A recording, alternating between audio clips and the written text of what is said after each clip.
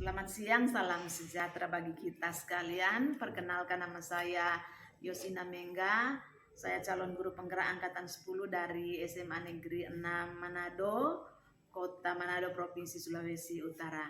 Saat ini saya akan mewawancarai dua orang kepala sekolah dari SMA Negeri 6 Manado dan kepala sekolah dari SMA Negeri 7 Manado. Saya akan mewawancarai mereka tentang pengambilan keputusan yang terkait dengan kasus dilema etika. Selamat menyaksikan. Shalom, selamat pagi Pak Ken. Shalom, damai di hati. Apa kabar Pak? Baik-baik, luar biasa juga hari ini. Puji Tuhan. Iya. Sehat-sehat diberkati. Jadi Pak, kami datang di SMA 7 dalam rangka pelaksanaan tugas sebagai calon penggerak. Wah, luar biasa ini. Calon guru penggerak berarti ya. Diberi tugas untuk mewawancarai kepala sekolah, baik itu kepala sekolah dari sekolah asal maupun kepala sekolah di sekitar sekolah kami. Jadi kami datang di sini karena kami percaya bahwa ketika kami mencari Bapak Getse, kami akan mendapatkan sesuatu yang baru. Jadi pengetahuan, pengalaman. Oh ya, boleh. Boleh ya Pak ya. Jadi ada 8 pertanyaan yang ingin kami ajukan terkait dengan pengambilan keputusan. Ya, modul 3 berarti ya. Iya betul, pakai modul 3.1. Modul apa? Modul 3 dan ini pertanyaannya berkisar pada pengambilan keputusan terkait dengan kasus dilema etika dan juga rujukan moral. Ya. Baik Pak, jadi untuk pertanyaan yang pertama, selama ini bagaimana Bapak Getse dapat mengidentifikasi kasus-kasus yang merupakan dilema etika dan kemudian kasus rujukan moral? Pengalaman kalau berkaitan dengan dilema etika dan rujukan moral ini memang banyak sekali ya terjadi dalam lingkup sekolah, apalagi sebagai pimpinan sekolah itu setiap hari memang berhadapan dengan yang namanya dilema etika dan rujukan moral. Dilema etika kadang-kadang ya sebagai pimpinan ada guru yang datang menyampaikan dua hal itu bisa benar, bisa dipertanggungjawabkan, tapi ternyata ada salah satu yang bisa diprioritaskan atau salah satu yang dipilih. Sedangkan kalau wujudan moral itu memang ya pastinya ya namanya wujudan ya berarti sudah ada sesuatu yang keliru pasti di situ. Dan ini memang sering terjadi.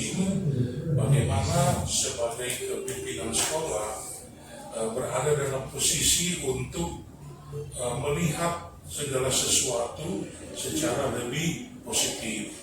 Karena kalau wujudan moral itu berarti ya ada wujudan-wujudan tertentu yang orang harus ikuti.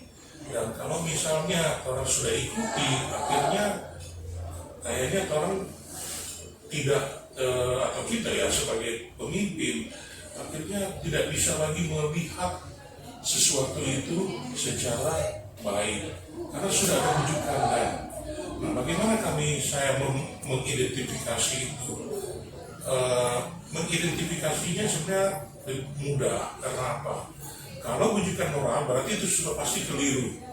Hasilnya pasti tidak baik.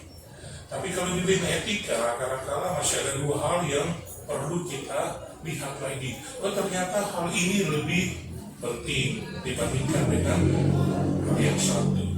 Jadi itu ya perlu memang mengidentifikasi ini. Karena kalau kita tidak mengidentifikasi ini, akhirnya kita salah kaprah. Ya ternyata masih dalam lingkup wujudan, masih dalam lingkup sudah diwujudkan moral atau masih di dilema etika. Nah itu perlu memang identifikasi. Dan memang sebagai pimpinan itu banyak sekali berhadapan dengan masalah seperti itu. Jadi Bapak untuk dilema etika itu adalah sesuatu yang ada dua masalah yang harus dihadapi, tapi ada yang perlu diprioritaskan. Iya, tetap harus ini diprioritaskan atau akhirnya orang mengambil satu keputusan dari situ. Keputusan memilih, ya karena pastinya yang dipilih itu berarti itu lebih baik, yang lebih penting atau yang perlu diprioritaskan, karena yang satunya pasti ya yang tidak dipilih berarti ya dianggap itu tidak tidak lebih baik. Karena misalnya contoh begini, ada guru yang meminta izin, ya minta izin, ya Pak minta izin karena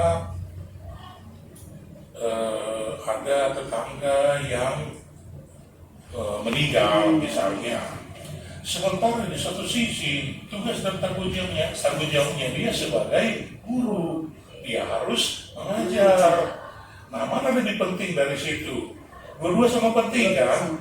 Melihat, mengunjungi orang yang atau orang sakit lah atau orang meninggal dibandingkan dengan mengajar, tugas dan tanggung jawab kita. Nah, kadang-kadang kita berhadapan dengan itu. Nah, bagaimana caranya? Ya, kita memberi pengertian ke guru, cari jalan yang terbaik.